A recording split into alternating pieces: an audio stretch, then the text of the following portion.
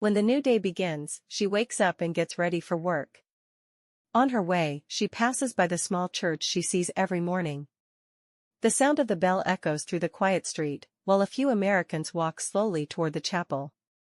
Just like many Vietnamese living here, they believe deeply in God, and always show respect to the priest. A symbol of faith and kindness.